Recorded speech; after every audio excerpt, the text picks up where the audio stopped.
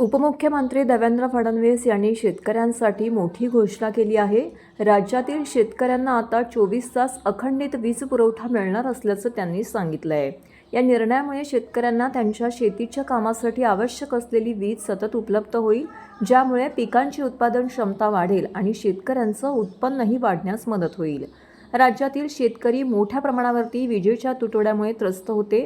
त्यांना शेतीसाठी अनियमित वीज पुरवठ्याचा सामना करावा लागत होता, ज्यामुळे पाणी पुरवठ्यात अडचणी येत होत्या। मात्र आता या निर्णयामुळे शेतकऱ्यांना शेतीच्या कामांसाठी 24 तास वीज उपलब्ध होईल आणि त्यांची कामं वेळेवर पूर्ण होऊ शकतील।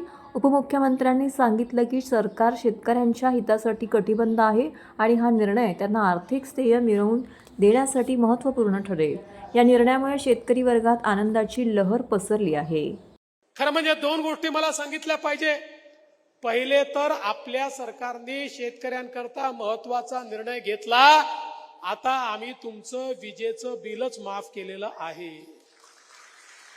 कोणत्याही शेतकऱ्याला विजेचं बिल भरावं लागणार नाही। आणि सोबत दुसरं काय केलंय? आम्ही सौर कृषी वाहिनीची योजना आणली। महाराष्ट्रातल्या शेतकऱ्यांना 16,000 मेगावॅट वीज लागते, त्यापैकी 12,000 मेगावॅटचं त्या ठिकाणी आम्ही हरित ऊर्जीकरण किंवा सोलर मध्ये कन्व्हर्शन सुरू केलंय, जे 1.5 वर्षात पूर्ण होणार आहे। उलट 4,000चं आता काम अजून चालू करतोय। 2 वर्षानंतर शेतकऱ्यांच्या शेतात जाणारा विजेचा युनिट हा सोलरचा असणार आहे। त्यामुळे शेतकऱ्यांना 365 दिवस दिवसा वीज आम्ही देऊ, त्यांना रात्रीच्या विजेची आवश्यकता पडणार नाही।